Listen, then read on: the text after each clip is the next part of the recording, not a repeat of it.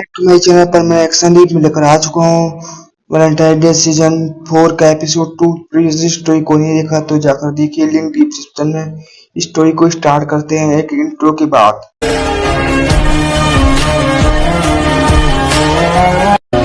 Story में दिखाया गया था कि मिस्सू को बर्डमैन ने स्कूल के पीछे वाले पहाड़ी पर मिलने के लिए बुलाया था।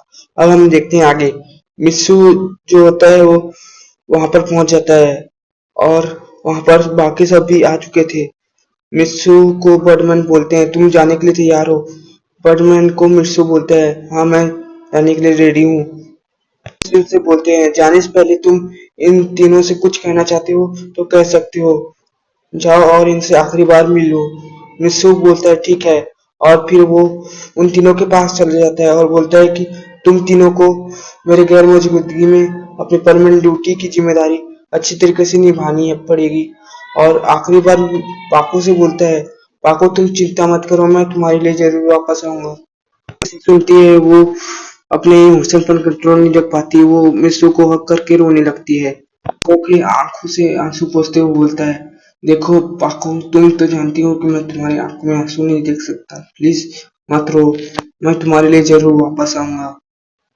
और पायन उसे गिफ्ट देने लगते हैं। मिस्सू गिफ्ट लेने से मना कर रहा होता है।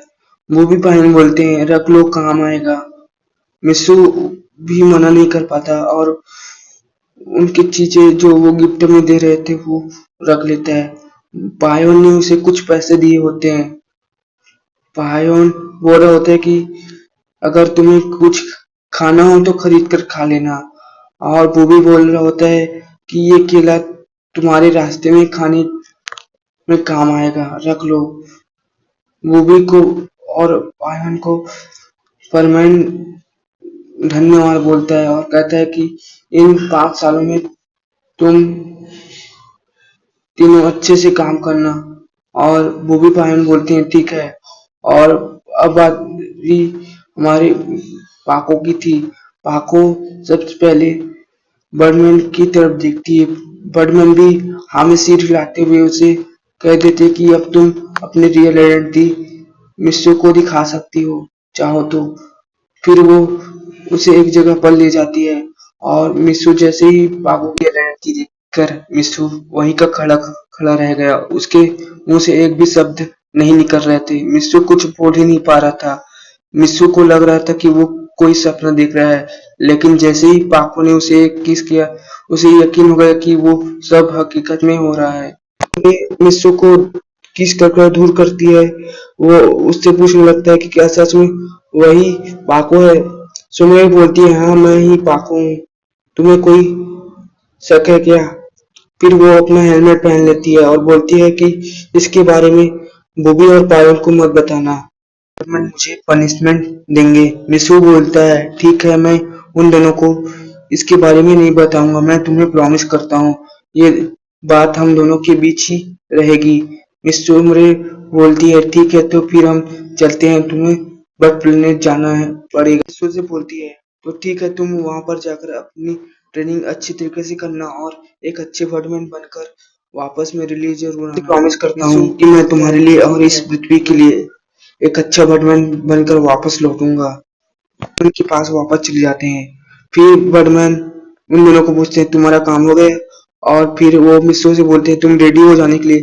मिस्सू बोलता है हाँ मैं बिल्कुल रेडी हूँ, लेकिन उससे पहले कि मैं यहाँ से जाऊँ, मैं जानना चाहता हूँ कि मेरी रोबोट का क्या होगा। फिर बर्डमैन बोलते हैं कि उसे मैंने परमानेंटली नोस डिवाइस दे दी है, जिसके जरिए से वो हमेशा के लिए तुम्हारी जगह यहाँ पर रह सकता है। अब उसके नोज दबाने पर भी वो रोबोट नहीं बनेगा जब तक तुम बर्डमैन ट्रेनिंग पूरी करके पृथ्वी पर वापस नहीं आ जाती है और खुद उस रोबोट से उस डिवाइस को हटाते नहीं, तब तक वो नहीं हटने वाला, ना ही वो रोबोट बन पाएगा। मिस्सू वैसे भी वो तुम्हें अपना दोस्त मानता है, तुम्हारी फैमिली का ख्याल अच्छे तरीके से रखेगा, फिक्र मत करो, वो तुम्हारी फैमिली का अच्छे तरीके से ख्याल रख लेगा।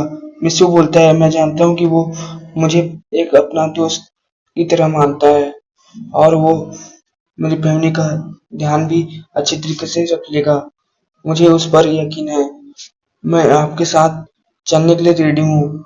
बैटमैन मिस्सू को अपने जैसा एक स्पेसशिप देते हैं और बोलते हैं कि तुम इस पे बैठ जाओ। फिर वो दोनों एक साथ अपने स्पेसशिप में बैठ जाते हैं और पृथ्वी से बाहर निकल जाते हैं बर्ड प्लेनेट जाने के लिए। उनके जाने के बाद हमें सीन दिखाया जाता है सुमरे के अपार्टमेंट में, जहाँ पर वो अपने रोबोट के साथ बात कर रही थी कि उसने अपना रियल आइडेंटिटी मिस्सू को दिखा दिया है। वो बहुत हैरान हो गया था। उसने उसे किस भी किया। बात सुनने के बाद रोबोट उसको बोलती है, वाह सुमरे, तुमने आज कमाल ही कर दिया। अपनी रियल आइडेंटिटी दिखाने के बाद उसे एक किस भी दे दिया। सुमरे, मैं तो तुमसे जलस महसूस कर रही हूँ। सुमरे बोलती है, अरे मिस्सू सिर्फ मेरा है, तुम क्यों जलस फील कर रही हो। रोबोट बोलती है, हाँ हाँ ठीक है। तब उसकी रोबोट उसकी तरफ देखती है तो उसे पता चलता है कि सुमरे तो उसकी बात सुन ही नहीं रही। वो तो उदास चेहरा बनाए हुए अपने बेड पर बैठी हुई है। फिर रोबोट उसके पास जाकर उसके कंधे में हाथ रखते हुए उसे दिलासा देती है कि वह उसके लिए जरूर वापस आएगा, उसे चिंता करने की कोई जरूरत नहीं। फिर सुमरे को वो बोलती है कि तुम्हें अभी आगे की करियर के बारे में सोचना चाहिए और उसे अपने सेहत का खास ख्याल रखना पड़ेगा। उसके लिए सुमरे अपने रोबोट को थैंक्स बोलती है कि उसने उसे दिलासा दिया। कि रोबोट उसे कहती है कि ठीक है चलो अब मुझे डीएक्टिवेट कर दो, मुझे भी आराम करना है और तुम भी आराम करो। फिर वो अपने रोबोट को डीएक्टिवेट कर देती है।